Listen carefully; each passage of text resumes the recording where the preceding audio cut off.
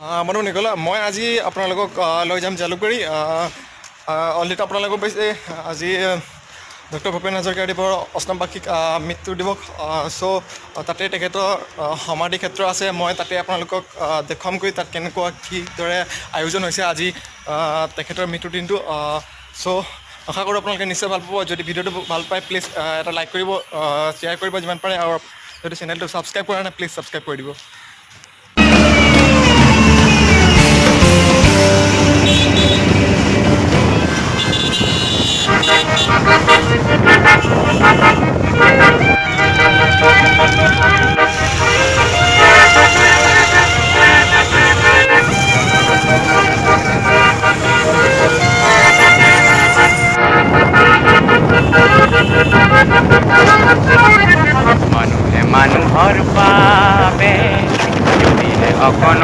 মই এতিয়া অলৰেডি পাইছোঁ অলপ খোজকাঢ়ি গ'লে মানে পাম চ' আপোনালোকে চাই থাকক কি হয় দেখাইছোঁ আপোনালোকক গুৱাহাটী ইউনিভাৰ্চিটি এয়া মই বৰ্তমান পাইছোঁ চাই থাকক ভিতৰত কেনেকুৱা কি ধৰণৰ আয়োজন চলি আছে মই দেখাবলৈ চেষ্টা কৰিম হয়তো ইয়াত মাননীয় মুখ্যমন্ত্ৰী ডাঙৰীয়া অহা কথা আছে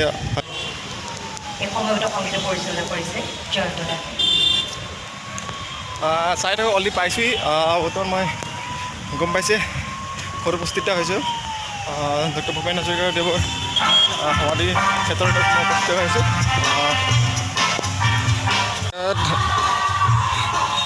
ইয়াত চাওক সমাধিলৈ লিখিছে এইফালে সমাধিলৈ এনেদৰে লিখিছে আৰু ইয়াত লিখিছে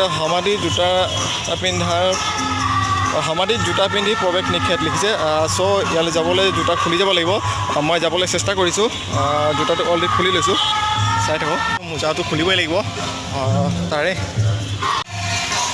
মজা লাগিছে অহা নাই চ' ফাৰ্ষ্ট টাইম আহিছোঁ মই যিমানটো পাৰোঁ দেখাবলৈ চেষ্টা কৰিছোঁ এইফালে তাত সংগীতৰ অনুষ্ঠান চলি আছে মইতো দেখাবলৈ চেষ্টা কৰিম আপোনালোকে চাই থাকক অ' মাই গড ইমান ধুনীয়া চাওক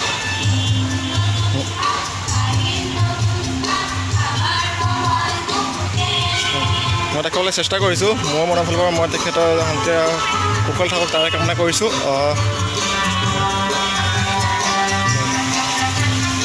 মই চাৰিৰণটো দেখাবলৈ চেষ্টা কৰিছোঁ ভালদৰে চাই থাকক ইয়াত মই দেখাবলৈ চেষ্টা কৰোঁ ওচৰৰ পৰা মই দেখাবলৈ চেষ্টা কৰি আপোনালোকে চাই থাকক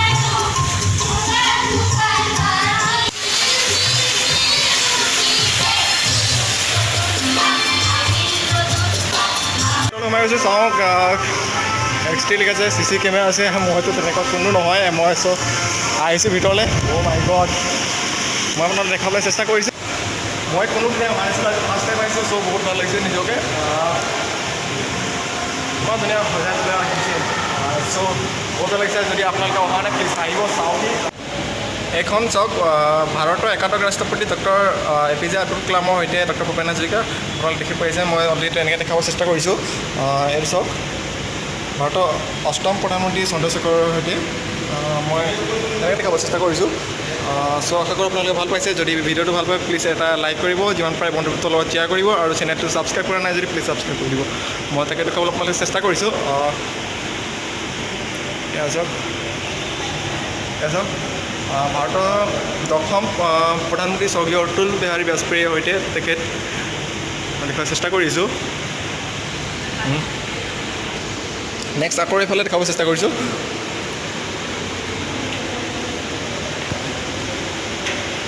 এইবিলাক ফটো আছে আপোনালোকৰ গীতৰ অনুশীলন আৰু বাণী বন্ধনৰ বিভিন্ন মুহূৰ্তত ঠিক আছে মই সেইটো ক'ব চেষ্টা কৰিছোঁ চাই থাকক চ' ঘৰৰ ভিডিঅ'টো ভাল পাই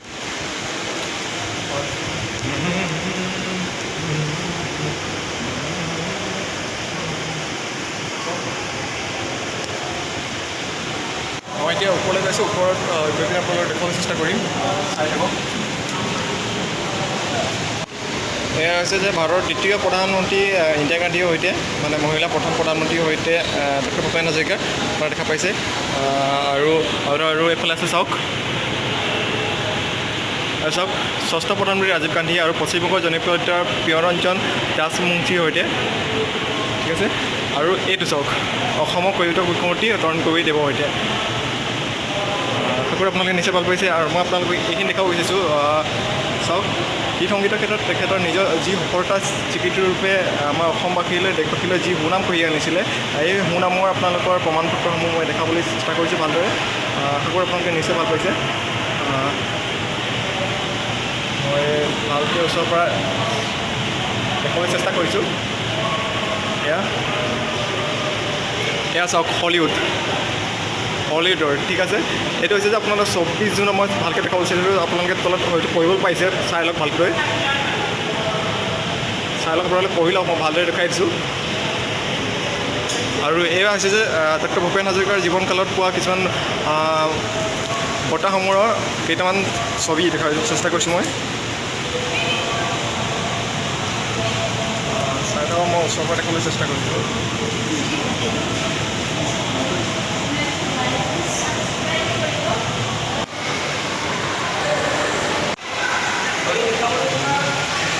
প্ৰেক্ষাগৃহটোত বহুত হুলস্থুল, যিহেতু মানুহৰ সমাগম হৈছে। মই তাকে আপোনালোকক কথা কৈ মানে ভালকৈ বুজাই মেলি ক'ব পৰা নাই। চ' মই আপোনালোকক এনেকৈ দেখুৱাইছোঁ। আশা কৰোঁ আপোনালোকে নিশ্চয় ভাল পাইছে। যদি ভাল পাইছে প্লিজ এটা লাইক কৰিব, যিমান পাৰে বন্ধুত্ব লগত শ্বেয়াৰ কৰিব, আৰু চেনেলটো ছাবস্ক্ৰাইব কৰি প্লিজ ছাবস্ক্ৰাইব কৰি দিব। ঠিক আছে, মই এনেকৈ দেখাবলৈ চেষ্টা কৰিছোঁ আপোনালোকক। যিহেতু বিল্ডিং হয় 2 মহলা 3 মহলা, চ' চাউণ্ডবিলাক আহিছে বহুত মানুহৰ, তাকে চেষ্টা কৰিছোঁ মই যিমান পাৰোঁ।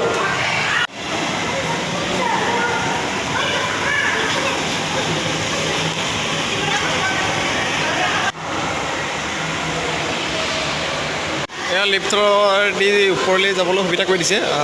একচুৱেলিটো ফ্ল'ৰ চাইজে দূৰত ওপৰেদি চাওক ষ্টুডেণ্ট মানুহৰ ভিৰ পূৰা। চাওক মই ওপৰৰ অংশ দেখাবলৈ চেষ্টা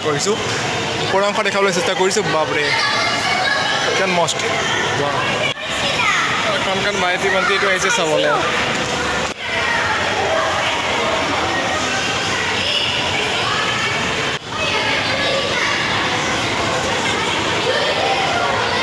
মানুহৰ সমাগম চাইছেনে? বহুতে আৰু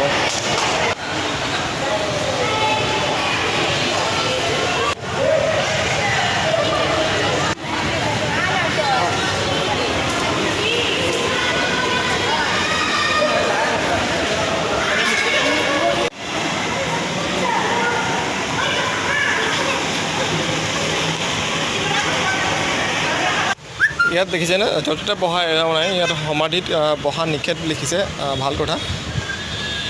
মই গুৱাহাটীৰ বাহিৰৰ টাউনখন মই দেখাব চেষ্টা কৰিছোঁ। চাওক সমাধিস্থলৰ বাহিৰৰ অংশ, মই যিহেতু ওপৰত আছোঁ সমাধি ক্ষেত্ৰৰ, মই ওপৰৰ পৰা দেখাবলৈ চেষ্টা কৰিছোঁ। আপোনালোকে চাওক, মই যিহেতু ওপৰত আছোঁ, তললৈ যাবলৈ বহুত টাইম লাগিব, যিহেতু মই ওপৰৰ পৰা দেখাবলৈ চেষ্টা কৰিছোঁ। চাওক মই ওপৰৰ পৰা দেখাবলৈ চেষ্টা কৰিছোঁ।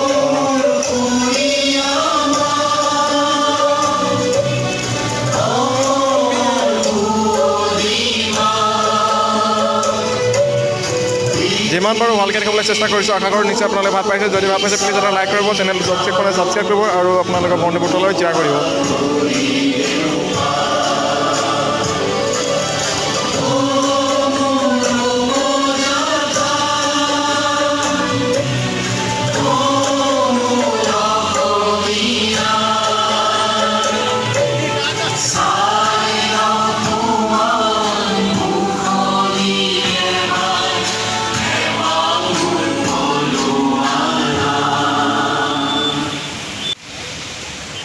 আপোনালোকে শুনিলে আমাৰ জাতীয় সংগীত অসম আপোনাৰ দেশ।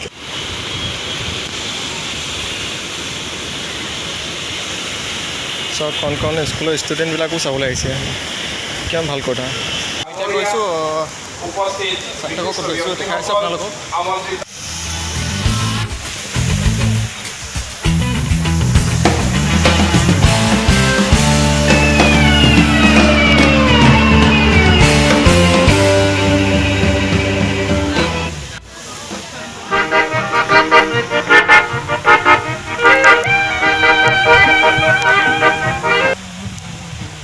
ভূমিপিণ্ড ডক্টৰ ভূপেন হাজৰিকা হৈছে অসমীয়া জাতিৰ সাংস্কৃতিক সত্তাৰ পৰিচয়। সুধাকণ্ঠৰ মহান সৃষ্টিৰাজি প্ৰতিজন অসমীয়াৰ হীৰাই হীৰাই প্ৰবাহিত হৈ আছে। তেখেতৰ অৱদানেৰে আজি অসমীয়া জাতি বিশ্বৰ মুখত জিলিকি আছে। তেখেতৰ কণ্ঠই প্ৰতিজন অসমীয়াৰ হৃদয়ত প্ৰতিধ্বনি তোলে। অসমীয়া কণ্ঠৰ যাদু আৰু শব্দৰে তেখেত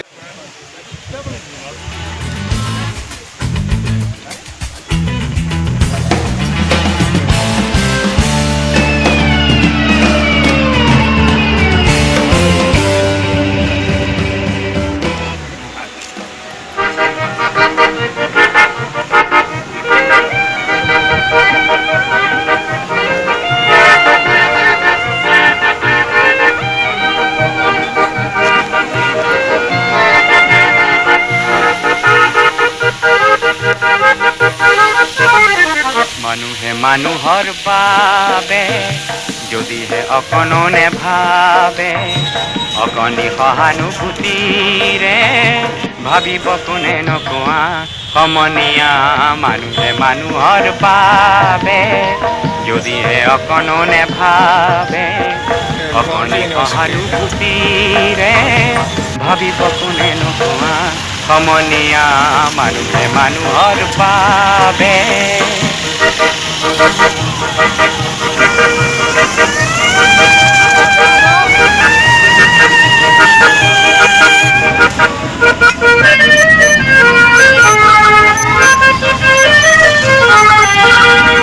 মানুহে মানুহক বেচিব খুজি মানুহে মানুহক কিনিব খুজি মানুহে মানুহক বেচিব খুজি মানুহে মানুহক কিনিব খুজি পুৰণি ইতিহাস দোহাৰিলে ভুল জানো নহ'ব কোৱা সমনীয়া। মানুহে মানুহৰ বাবে